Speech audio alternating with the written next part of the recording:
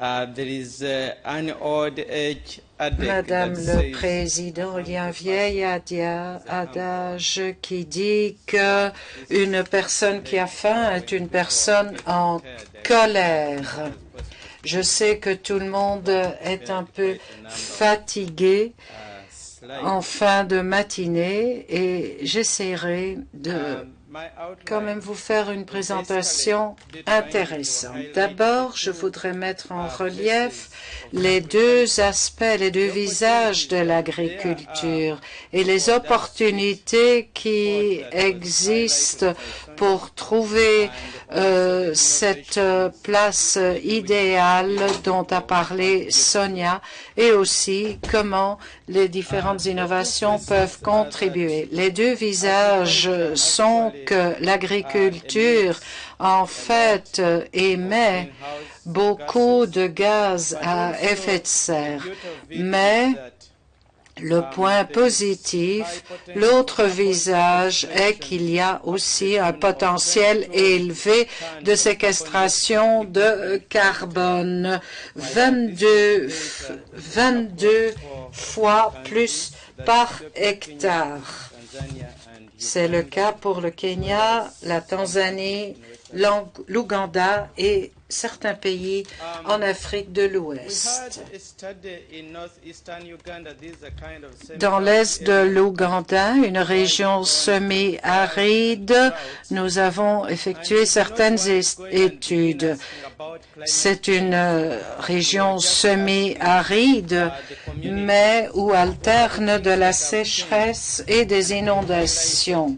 Dans cette région, on a étudié la population, la dégradation des terres, les ravageurs et maladies des végétaux et aussi les modifications de l'agriculture dues aux aléas climatiques, aussi l'effondrement du système des coopératives et finalement différents aspects sociaux.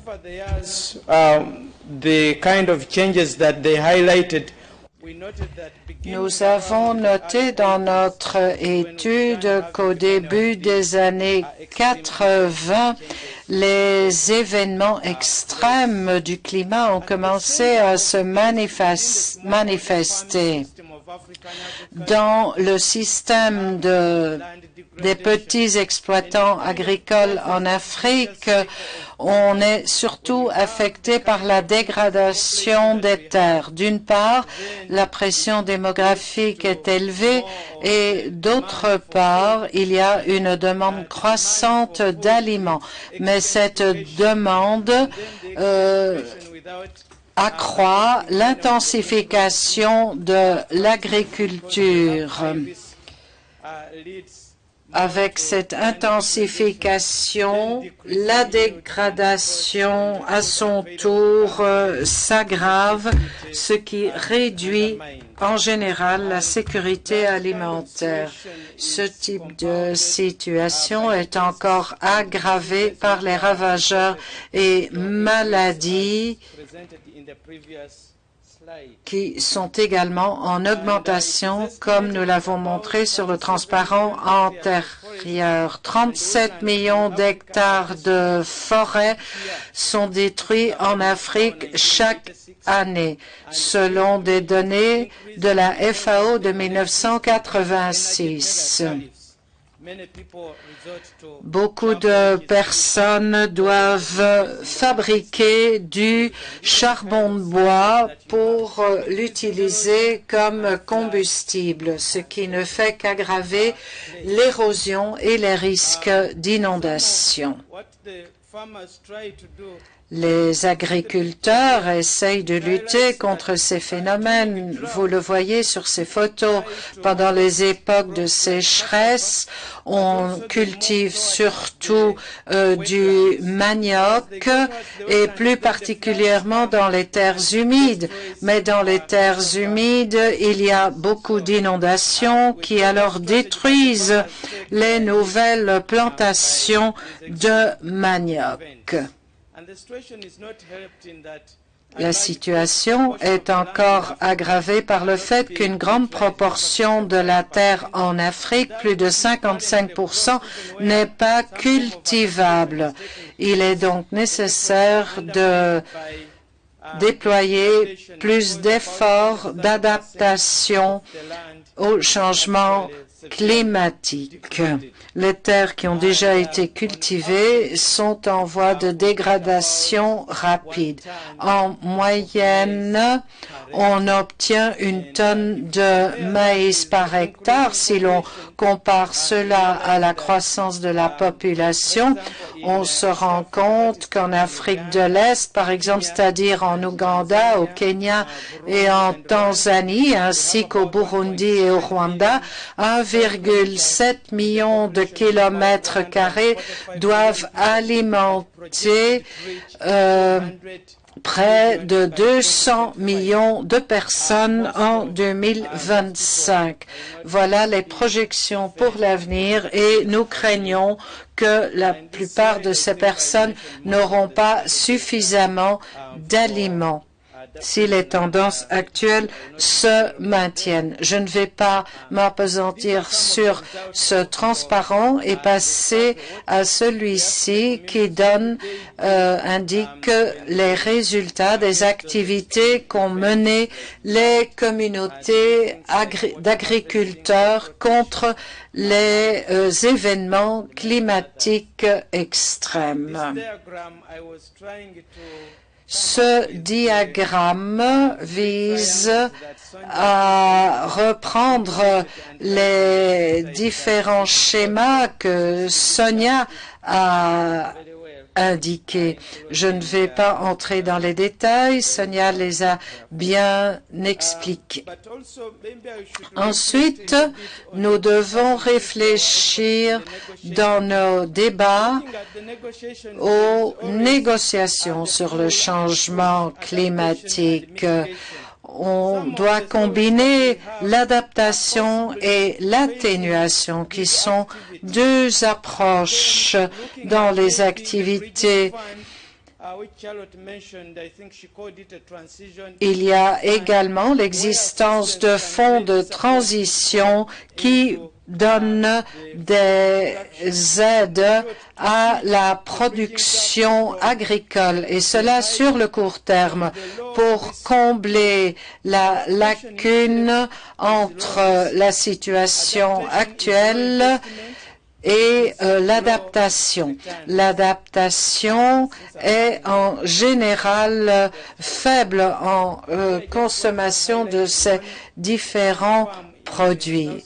Comme je n'ai plus beaucoup de temps, je passe directement à ces photos d'une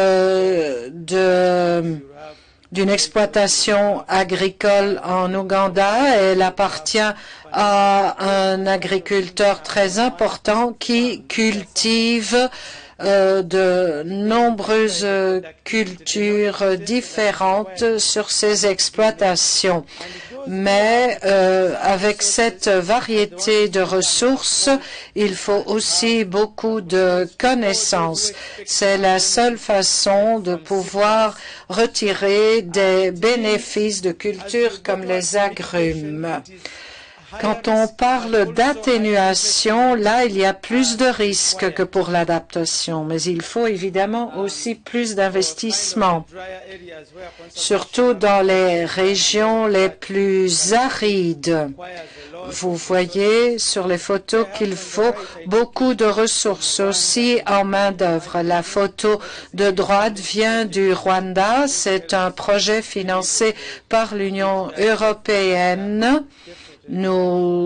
C'est bien sûr un projet qui exige beaucoup d'investissement. Ici, je mets en relief différents systèmes agroforestiers.